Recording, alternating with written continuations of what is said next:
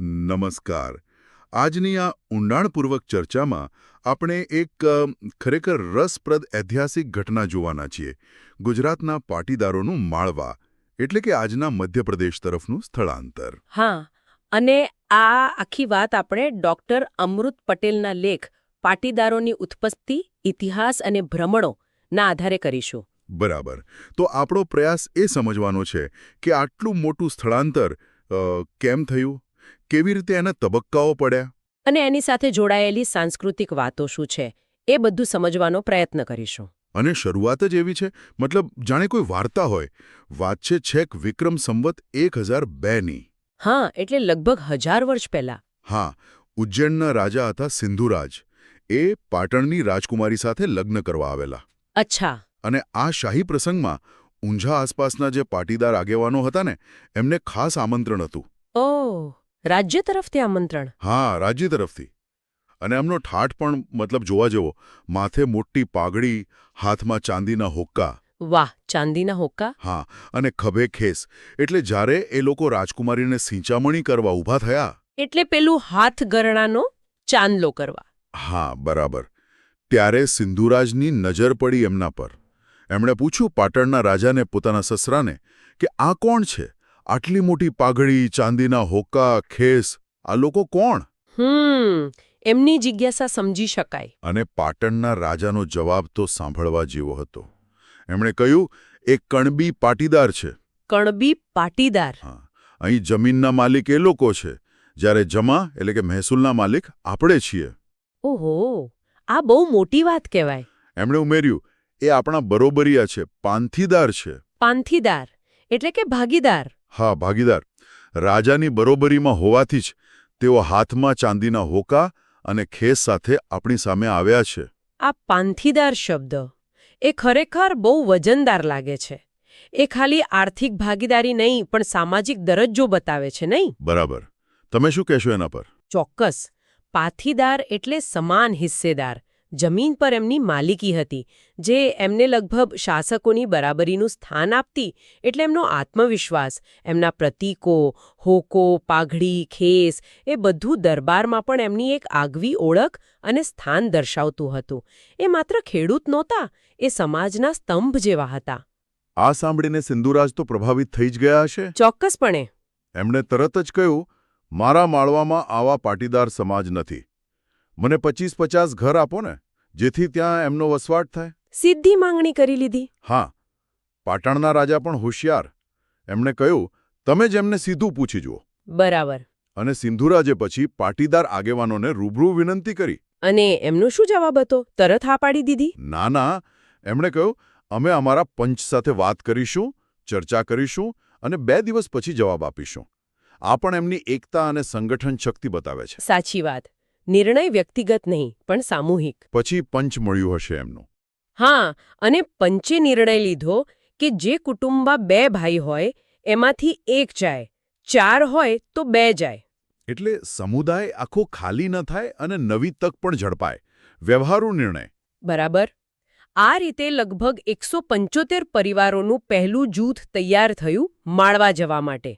અને સિંધુરાજે એમને માત્ર બોલાવ્યા નહીં, પણ ખરેખર માનપાન સાથે લઈ ગયા. હા, સારો આવકાર મળ્યો. ઉજ્જૈનની આસપાસ 175 ગામોમાં વસાવ્યા અને સૌથી મોટી વાત, જાગીરો આપી. જાગીરો?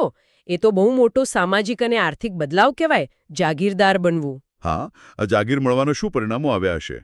એમની સંસ્કૃતિ પર કોઈ અસર પડી? ચોક્કસ પડી. આ જે માળવાના જાગીરદાર પાટીદારો હતા ને, એમને કેટલીક વિશિષ્ટ ઓળખ બની. જેમ કે નામ પાછળ સિંહ લગાડવાની પ્રથા. અચ્છા, સિંહ. હા.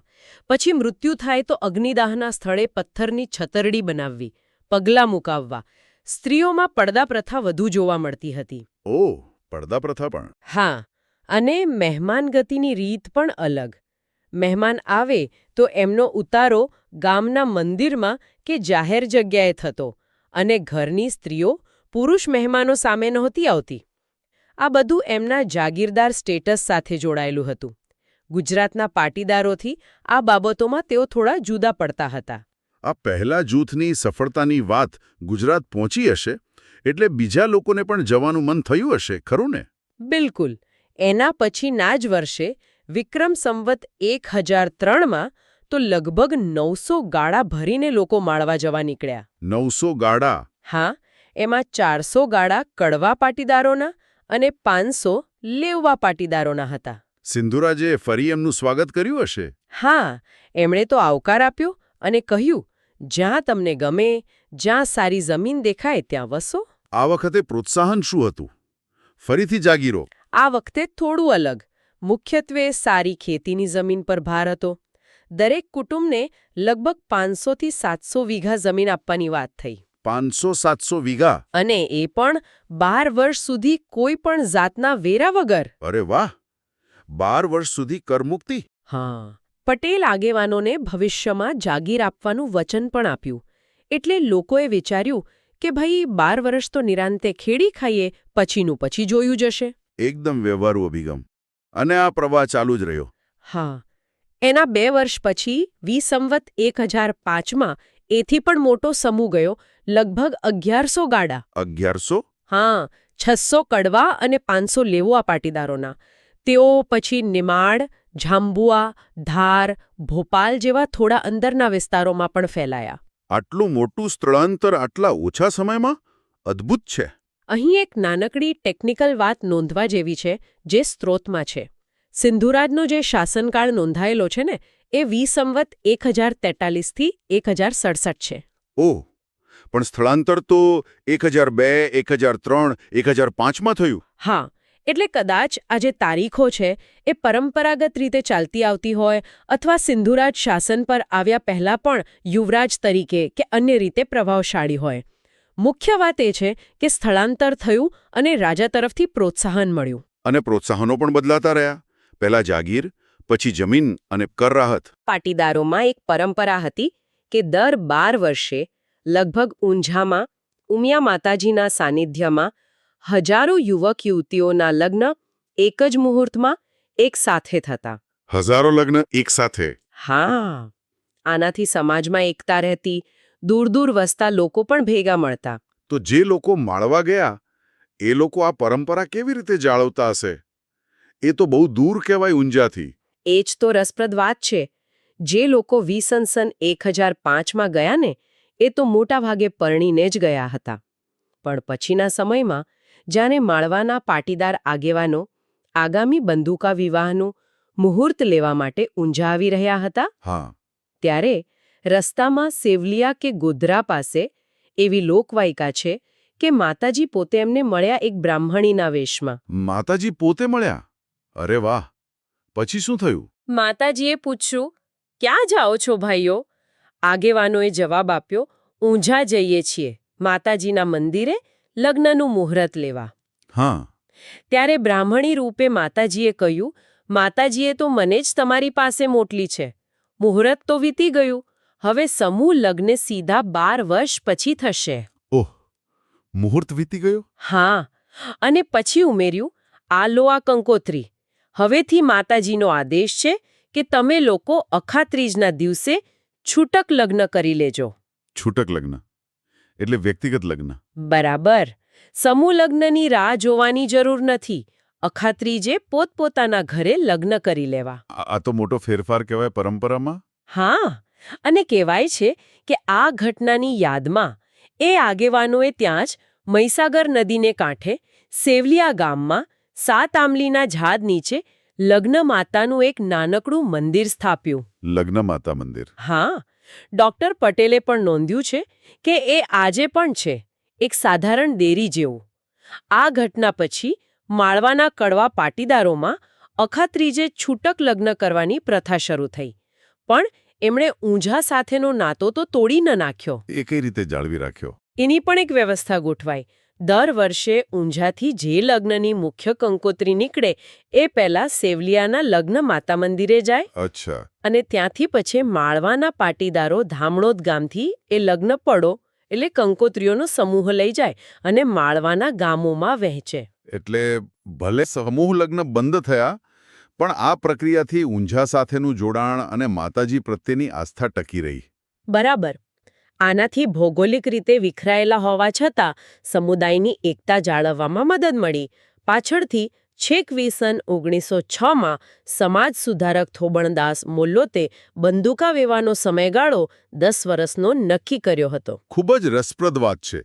હવે સિંધુરાજ પછી માળવામાં રાજા ભોજ આવ્યા, જે ખૂબ પ્રખ્યાત થયા. હા, પરમાર વંશના મહાન રાજા ભોજ. એમનું શાસન સન 1967થી શરૂ થયું. એમનું આ સ્થળાંતર પર કેવો પ્રભાવ રહ્યો? રાજા ભોજ વિદ્વાન તો હતા જ, પણ કૃષિ અને જળ વ્યવસ્થાપનમાં પણ બહુ માનતા હતા. એમણે બેતવા નદી પર બંધો બંધાવ્યા. અને પેલું પ્રખ્યાત ભોજપાલ તળાવ? હા, લગભગ 250 ચોરસ માઇલનું વિશાળ ભોજપાલ તળાવ બનાવ્યું, જેના પરથી જ ભોપાલ શહેરનું નામ પડ્યું. અચ્છા. અને રાજા ભોજે પણ ગુજરાતના પાટણવાડાના જે મહેનતુ પાટીદારો હતા, એમને માળવામાં વસવા માટે ખૂબ પ્રોત્સાહનો આપ્યા. જમીનો આપી, સવલતો આપી. એટલે એમના સમયમાં પણ સ્થળાંતરણ ચાલુ રહ્યું, કદાચ વધ્યું હશે. હા, એટલું બધું વધ્યું કે ગુજરાતમાં પાટણના રાજા ભીમદેવ સોલંકીને ચિંતા થવા લાગી. ચિંતા? શની? કે આ રીતે જો પાટીદારો જતા રહેશે તો ગુજરાતની ખેતીનું શું થશે? વસ્તી ઘટી જશે, ગુજરાત ખાલી થઈ જશે. ઓહો, આ તો ગંભીર સમસ્યા કહેવાય. તો ભીમદેવે શું કર્યું? ભીમદેવે એક યુક્તિ વિચારી. એ જાણતા હતા કે પાટીદારો ઉમિયા માતાજીમાં ખૂબ શ્રદ્ધા રાખે છે. હા. એટલે એમણે ઊંઝા મંદિરના પૂજારી મારફતે માતાજીનો આદેશ અપાવ્યો. પૂજારીએ ધૂણીને કહ્યું કે માતાજીનો સંદેશ છે. શું સંદેશો? સંદેશો એવો હતો કે તમે બધા જો માળવા જતા રહેશો તો અહીં ઊંઝામાં મારી પૂજા કોણ કરશે? મને નૈવેદ્ય કોણ ધરાવશે? હું તમારા પર કોપાયમાન થઈ છું. હવે કોઈએ માળવા જવું નહીં. અરે બાપરે, આ તો સીધો માતાજીનો કોપ વહોરવાનો ડર ઊભો કર્યો. બરાબર. આનાથી પાટીદારો સામે ભારે ધર્મ સંકટ ઊભું થયું. એક તરફ માતાજીનો ડર, એમનો કોપ, અને બીજી તરફ માળવામાં પોતાના સગાઓની સમૃદ્ધિ, સારી જમીનો, તકોનું આકર્ષણ. બિલકુલ. લોકો મૂંઝાયા. ઘણા ડરીને અટકી ગયા. પણ ઘણા એવા હતા જેમને ગમે તેમ કરીને માળવા જવું જ હતું. તો એમણે શું કર્યું? આવા લોકોએ પછી છૂપો રસ્તો અપનાવ્યો. રાતોરાત ચૂપચાપ પોતાના ગાડા ભરીને માળવા તરફ ભાગી છૂટ્યા. ગુપ્ત રીતે સ્થળાંતર. હા, અને કહેવાય છે કે આ જ પરિસ્થિતિમાંથી પેલી પ્રખ્યાત કહેવત જન્મી, મન હોય તો માળવે જવાય. ઓહો, તો આ કહેવત પાછળ આ ઇતિહાસ છે. હા, જો તમારું મન મક્કમ હોય, તમારો ઈરાદો દ્રઢ હોય, તો પછી ભલે ને ધાર્મિક રોકટોક હોય કે સામાજિક દબાણ, તમે રસ્તો કાઢી જ લો છો. માળવા જવાનો નિશ્ચય એટલો પ્રબળ હતો કે માતાજીના ડર છતાં લોકો ગયા. અને આ કહેવત તો આજે પણ એટલી જ પ્રચલિત છે. કોઈ પણ મુશ્કેલ કામ પાર પાડવાની ઈચ્છા શક્તિ માટે વપરાય છે. બિલકુલ. એ સમયના લોકોના મનોબળ અને સંઘર્ષનું એ પ્રતીક બની ગઈ. હા, આજે આપણે જોઈએ તો મધ્યપ્રદેશના માળવા વિસ્તારમાં ઉજ્જૈન, ઇન્દોર, ધાર, ભોપાલ, નિમાડ આ બધા વિસ્તારોમાં લગભગ 25થી 30 લાખ પાટીદારોની વસ્તી હોવાનો અંદાજ છે. હા, ખાસ્સી મોટી સંખ્યા છે. અને એમની ઘણી અટકો પણ મૂળ ઉત્તર ગુજરાતના ગામોના નામ પરથી જ છે. હા, એ જોડાણ સ્પષ્ટ દેખાય છે. ડોક્ટર પટેલના સંશોધન મુજબ આજના મધ્યપ્રદેશના પાટીદારોનું જીવન કેવું છે, એમની ઓળખ, એમની રહેણીકરણી વિશે શું જાણવા મળે છે? ડોક્ટર પટેલ નોંધે છે કે તેઓ પોતાને ગર્વથી પાટીદાર તરીકે જ ઓળખાવે છે. જો કે ક્યારેક સરકારી રેકોર્ડમાં જૂનું નામ કુલમી કે કુલામી પણ જોવા મળે છે. અને એમનો મુખ્ય વ્યવસાય? મુખ્યત્વે તો ખેતી જ. લગભગ 95થી 97% લોકો ખેતી સાથે જોડાયેલા છે. પણ એમનું જીવન ધોરણ, એમની રહેણીકરણી ઘણીવાર ગુજરાતના પાટીદારો કરતાં પણ ઊંચી જોવા મળે છે. ઊંચી? કઈ રીતે? વધુ સંસ્કારી, વિનયી, શાલીનતા જોવા મળે છે. ખાણીપીણીની રીતભાતો પણ ઉચ્ચ કુટુંબો જેવી હોય છે. કદાચ પેલી જાગીરદારીની અસર હજી પણ વર્તાતી હોય. સાંસ્કૃતિક રીતે ગુજરાત સાથે કેટલું સામ્ય છે? કંઈ ફેરફાર પણ છે? ઘરેણાની ડિઝાઇનમાં ઘણું સામ્ય છે. અમુક તહેવારો જેમ કે ઊંઝા વિસ્તારમાં ઉજવાતા ઇન્દ્રપૂજા કે શકુન મહોત્સવ એ નાના પાયે ત્યાં પણ ઉજવાય છે. અને ભિન્નતા? એક મોટો તફાવત પરંપરાગત સ્ત્રી પોશાકમાં હતો. એમનો પહેરવેશ થોડો મહારાષ્ટ્રીયન શૈલી જેવો હતો, નવવારી સાડી જેવો. અચ્છા. પણ ડોક્ટર પટેલ નોંધે છે કે છેલ્લા 10 વર્ષમાં આમાં મોટો બદલાવ આવ્યો છે. હવે યુવાન પેઢી મોટે ભાગે ગુજરાતના પાટીદારો જેવો જ પહેરવેશ, સાડી, ડ્રેસ વગેરે પહેરે છે. પેલો પરંપરાગત પોશાક હવે માત્ર અમુક વૃદ્ધ સ્ત્રીઓ જ પહેરતી જોવા મળે છે. એટલે સાંસ્કૃતિક આદાન-પ્રદાન અને આધુનિકતાની અસર દેખાઈ રહી છે. હા, ચોક્કસ. વધતા સંપર્ક અને શિક્ષણનો પ્રભાવ છે. શું એમના સમાજમાં કોઈ પડકારો પણ છે? હા, એક ચિંતાજનક બાબત જે ડોક્ટર પટેલે નોંધી છે તે નિમાડ જેવા કેટલાક વિસ્તારોમાં શિક્ષણનું પ્રમાણ હજુ પણ ઘણું નીચું છે. ઓહ, સમૃદ્ધિ હોવા છતાં શિક્ષણ ઓછું. હા, એ વિચારવા જેવો મુદ્દો છે. પણ બીજી બાજુ તેઓ ખૂબ જ મહેનતુ, ઉત્સાહી, નિરાભિમાની અને સ્પષ્ટવક્તા છે. ખેતી પર આધારિત હોવા છતાં એકંદરે સુખી અને સંતોષી જીવન જીવે છે. આ બધા લક્ષણો કદાચ એમની પેલી જાગીરદાર પૃષ્ઠભૂમિ, લાંબો સમય ગુજરાતથી અલગ રહેવું, નવા પ્રદેશમાં અનુકૂલન સાધવું, એ બધાનું પરિણામ હોઈ શકે. શક્ય છે. એમણે પોતાની મૂળ ઓળખ અને કૃષિ પરનું ધ્યાન જાળવી રાખ્યું, પણ સાથે સાથે માળવાની ધરતી પર પોતાની આગવી છાપ પણ ઊભી કરી. અને એ વાત તો આપણે કરી કે એમનું મૂળ ઉત્તર ગુજરાતમાં છે. હા, મુખ્યત્વે મહેસાણા અને પાટણ જિલ્લાઓ. ડૉક્ટર પટેલના લેખમાં તો આખી યાદી છે નહીં? કયા ગામથી ક્યાં ગયા અને કઈ અટક બની. હા, બહુ વિસ્તૃત યાદી આપી છે. એમાંથી અમુક ઉદાહરણ જોઈએ તો ખ્યાલ આવે. જેમ કે ઉજ્જૈન પાસે દાંતોતર ગામ છે, ત્યાંના અમૃતિયા શાખના લોકો મૂળ ગુજરાતના દાતાલી ગામના. દાતાલીથી દાંતોતર, અમૃતિયા શાક. પછી ઉજ્જૈન પાસે જ લાવરી ગામના મંડલોઈ શાખના લોકો મૂળ પાલોદરા ગામના. પાલોદરાથી લાવરી, મંડલોઈ શાક. ઇન્દોર પાસે રાવ ગામ છે, ત્યાં ડીંગુચા શાખના લોકો વસે છે, જે મૂળ ગુજરાતના ડીંગુચા ગામના છે. ડીંગુચાથી રાવ, ડીંગુચા શાક. આ તો સીધું જ જોડાણ દેખાય છે. હા, અને ઉજ્જૈનના જીતખેડી અને ઇન્દોરના હરસોશ ગામના ગામે શાખના લોકો મૂળ ધોળકા બાજુના. ધાર, જાંબુવામાં રામગઢ ગામના ગજરિયા શાખ. આવા તો અસંખ્ય ઉદાહરણો છે. અને આ બધી વિગતોની પુષ્ટિ માટે માત્ર અટક જ નહીં પણ બારોટના ચોપડા પણ ઉપયોગી થયા છે. બિલકુલ.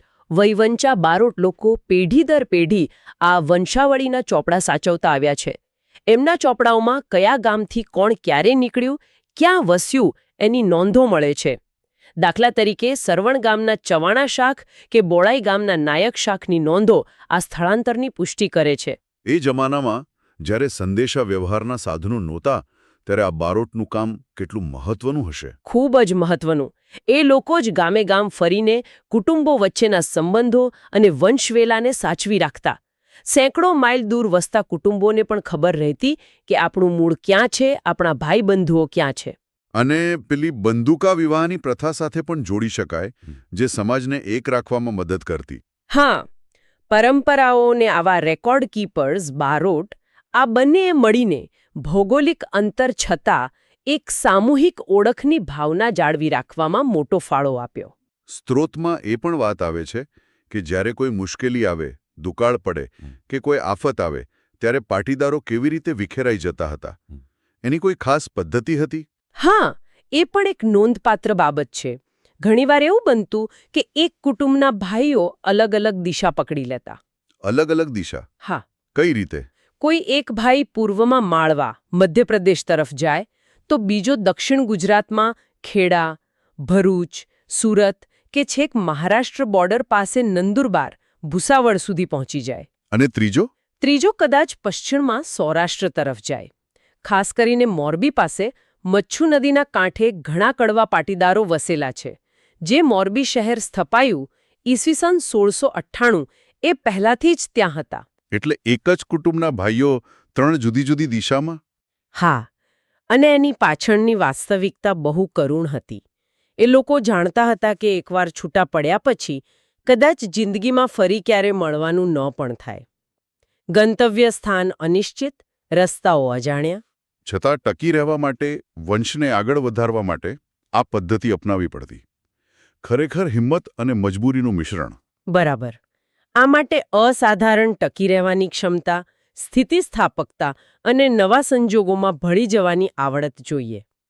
અને ફરી પાછું આપણે પેલી વાત પર આવીએ કે બંદૂકા વિવાહ જેવી પરંપરાઓ અને બારોટના ચોપડા જેવી વ્યવસ્થાએ આટલા વિભાજન પછી પણ એક સામૂહિક ઓળખ, એક આપણેની ભાવના સાચવી રાખવામાં મદદ કરી. સ્ત્રોતમાં તો ત્યાં સુધી દાવો છે કે મધ્યપ્રદેશ, દક્ષિણ ગુજરાત અને સૌરાષ્ટ્રના ઘણા કડવા પાટીદારો મૂળ સગા ભાઈઓના જ વંશજ છે. હા, એવું મજબૂત અનુમાન છે. તો આજે આપણે પાટીદારોના ગુજરાતથી માળવા સુધીના સ્થળાંતરની એક અદ્ભુત સફર જોઈ. શાહી લગ્નથી શરૂ થયેલી વાત. હા, પછી જાગીરો અને જમીનની લાલચ, અનેક તબક્કામાં થયેલું સ્થળાંતર, ઉમિયા માતાજીની શ્રદ્ધા અને એના કારણે ઊભી થયેલી દ્વિધાઓ, અને એમાંથી જ જન્મેલી પેલી કહેવત, મન હોય તો માળવે જવાય. મધ્યપ્રદેશમાં પાટીદારોની આગવી ઓળખ અને સાંસ્કૃતિક જીવન, અને છેલ્લે મુશ્કેલીના સમયે વિખરાઈ જવાની પેલી કરુણ પણ વ્યવહારુ રીત. આ બધું શું દર્શાવે છે? મને લાગે છે કે તક, પરંપરા, શ્રદ્ધા, આર્થિક જરૂરિયાતો અને સૌથી ઉપર માનવીય સ્થિતિસ્થાપકતા અને ટકી રહેવાનો જુસ્સો, આ બધાના જ જટિલ સમન્વયે આ સમુદાયના ઇતિહાસને આકાર આપ્યો છે. તમે બરાબર સાર કાઢ્યો. અને આ આખી ચર્ચાના અંતે એક પ્રશ્ન મનમાં ઉદ્ભવે છે, જેના પર સ્ત્રોત બહુ પ્રકાશ નથી પાડતો. કયો પ્રશ્ન? સ્ત્રોત આપણને માળવા તરફ સ્થળાંતર કરવાના કારણો, એટલે કે પુલ ફેક્ટર્સ જેવા કે આમંત્રણ, જમીન, તકો, રાજા ભોજના પ્રોત્સાહનો, એ બધું તો વિગતે જણાવે છે. હા, એની તો આપણે ઘણી વાત કરી. પણ શરૂઆતમાં છેક વિક્રમ સંવત 1002 થી 1003માં જ્યારે પાટીદારો ગુજરાતમાં સમૃદ્ધ હતા, જમીન માલિક હતા, પાથીદાર ગણાતા હતા, ત્યારે એમને ગુજરાત છોડવાને જરૂર કેમ પડી? એ પુશ ફેક્ટર્સ કયા હતા? એટલે કે ગુજરાતમાં એવી કઈ પરિસ્થિતિઓ હતી, કયા દબાણો હતા, જેણે એમને માળવાના અનિશ્ચિત ભવિષ્ય તરફ જવા વિચારવા મજબૂર કર્યા? બરાબર. રાજા ભોજના સમય પહેલાની વાત છે આ. 11મી સદીમાં ગુજરાતમાં એવું શું ચાલી રહ્યું હતું? શું કોઈ રાજકીય અસ્થિરતા હતી? આર્થિક મુશ્કેલીઓ હતી? સામાજિક દબાણ હતું? આ એ પ્રશ્નો છે જેના જવાબ કદાચ હજુ વધુ સંશોધન માગી લે છે. અને આ વિચાર સાથે જ આપણે આજની ચર્ચા અહીં વિરામ આપીએ.